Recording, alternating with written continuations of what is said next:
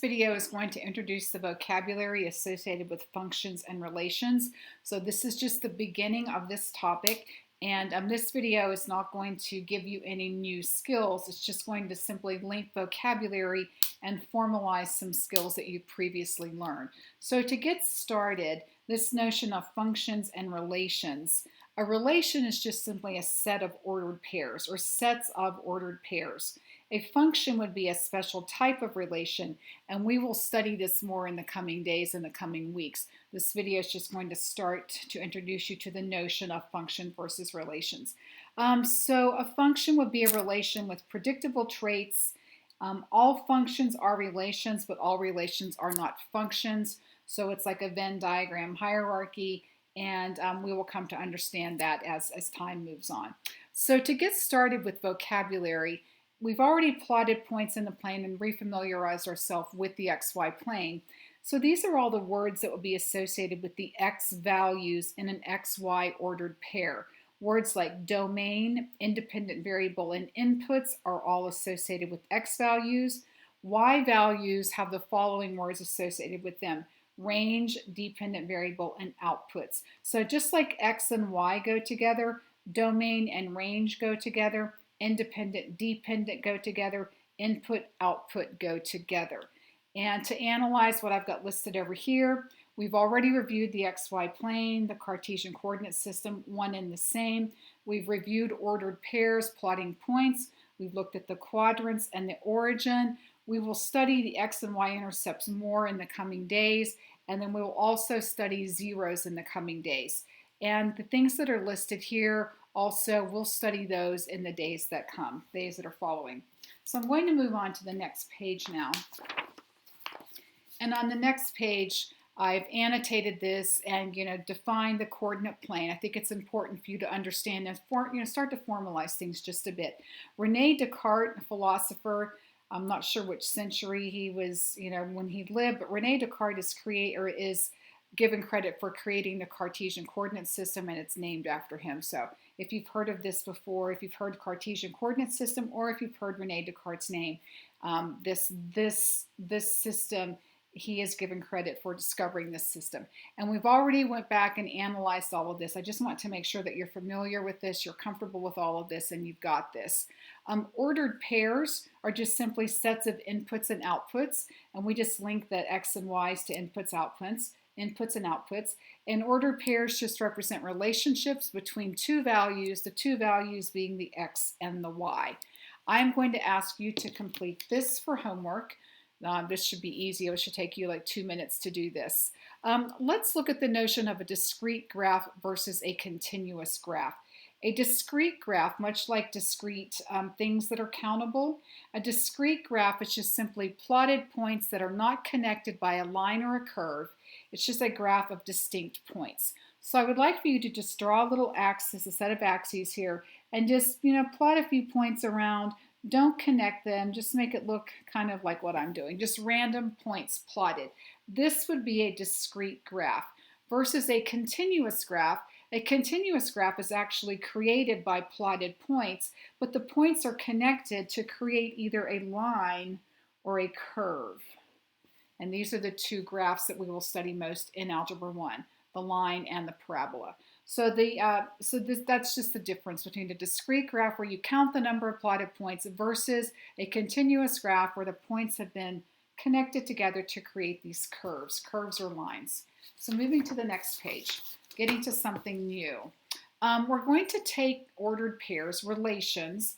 The definition of a relation is just simply sets of ordered pairs, and we're going to organize the ordered pairs in their domain and their range. So we're going to, this is actually really easy. Here we're just listing domain, range. Here we're putting them into a table. The mapping will be the new thought for the most part, and then we're going to graph. So let's go ahead and get started with this. I'll do the first one, and I'll ask you to finish this for the Dropbox. So here I'm asked to list the domain. So I'm given this sets of ordered pairs right here. And the domain would just simply be the set of all X values. The range is the set of all Y values. So I'm going to use the braces because it's a set of numbers, and I'm simply going to list all of the X values. So I've got -3, -2, positive 1, positive 3, and the negative 3 is occurring again. So I have the option to either list it twice or not, and I think I'm just going to close my set because it really doesn't serve me any purpose to list it twice, although it's not wrong to do so. And my range set, I'm simply going to list all of my Y values. So this is actually really easy. You're just sorting and organizing. That's all this is.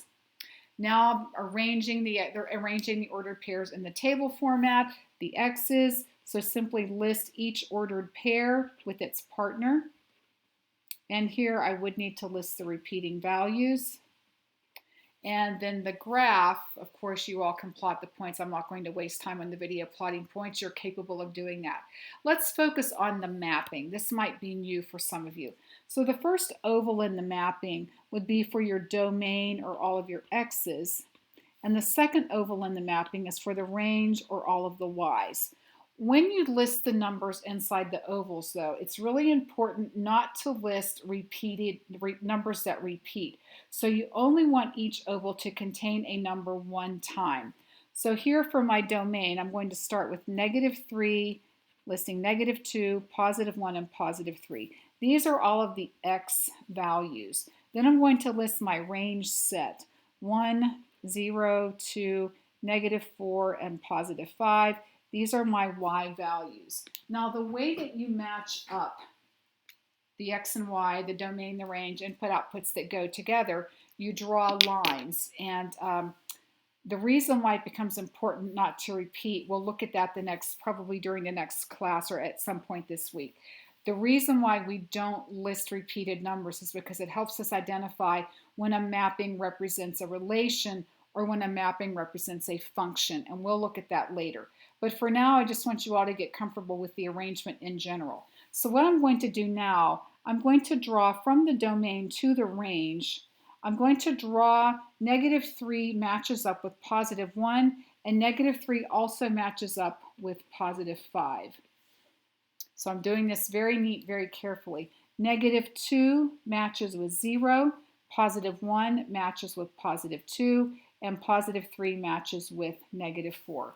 So you're just simply listing the X's and the Y's one time, and then you're going to draw an arrow from the domain to the range. So the direction in which I've drawn the arrows matters, and I want you to copy exactly what I'm doing. I want you to try the other two by yourself.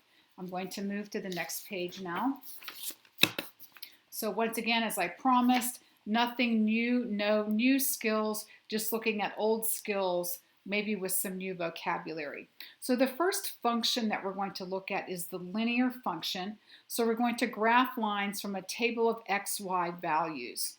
So functions can also be represented by equations. The equation will generate an xy ordered pair, and to link input-output, an x value goes in, and then you evaluate the equation for that x value and what comes out as a y value or an output. Then you connect the points and you create either a line or a curve. The x value is called the independent variable because it's the variable that you pick first, and then the value of y depends upon the value of x that you choose. I will do one of these, but I don't feel a need to do a lot of these with you all. So here everything is arranged for you. Your x values are given. Here is your function. So y is going to be generated by x plus 4. So -5 plus 4 is -1. -4 plus 4 is 0. -2 plus 4 is +2. And 0 plus 4 is 4.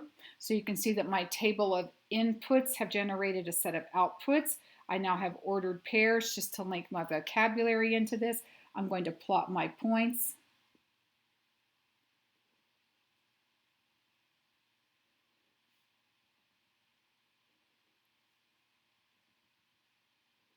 And I'm going to take these points, I'm going to connect them to create a straight line, my linear function.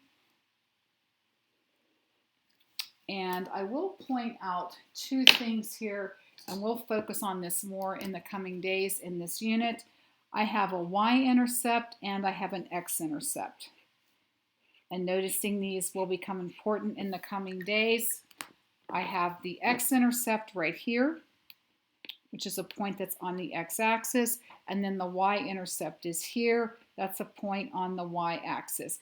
And we will study this more, analyze this more in the coming days. I'm confident that you can do all of these without me.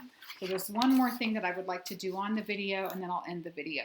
So over here on the next page, the instructions given, it says given each function and its domain, find the range values.